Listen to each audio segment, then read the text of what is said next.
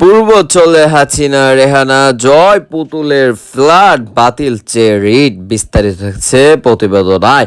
সাবেক প্রধানমন্ত্রী শেখ হাসিনা ও তার পরিবারের সদস্যদের নামে পূর্বাচলে মোট ৬০ কাঠা ফ্ল্যাট বরবাদ বাতিলের আদেশ চেয়ে হাইকোর্টে একটি রিট আবেদন করা হয়েছে। আজ মঙ্গলবার সুপ্রিম কোর্টে ১০ আইনজীবী এই রিট করেন। আবেদনে রাজনৈতিক উন্নয়ন কর্তৃপক্ষ রাজউর পূর্বাঞ্চলে অবৈধ যেসব ফ্ল্যাট বরবাদ হয়েছে সেগুলো প্রত্যাহার করার আদেশ চাওয়া হয়েছে। এছাড়াও এসব বরবাদের সঙ্গে জড়িত সুবিধাভোগীদের বিরুদ্ধে দুদক আইনি ব্যবস্থা নিতে সরকারের সংস্থা কর্তৃপক্ষ নির্দেশনা দেওয়ার জন্য অনুরোধ করা হয়েছে।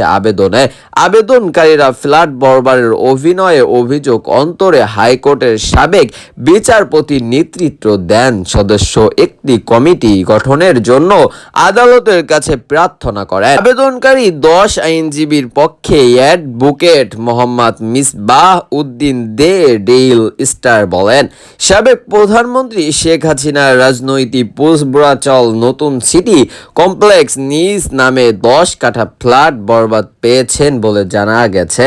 তার হাসিনার ছেলে সজীব ওয়াজেদ জয় ও মেয়ে সাহারা ওয়াজেদ পুতুল, বোন শেখ রেহানা এবং তার রেহানা ছেলের রাতওয়ান মুজিব সিদ্দিক রবি এবং আসমানী সিদ্দিক রোমান্ত ২০২২ সালে আইন লঙ্ঘন করে ১০ কাঠা করে ফ্ল্যাট দেওয়া হয়। পরে বিষয়টি রাষ্ট্রীয় গোপনীয় বিষয় হিসেবে চিহ্নিত করা হয়।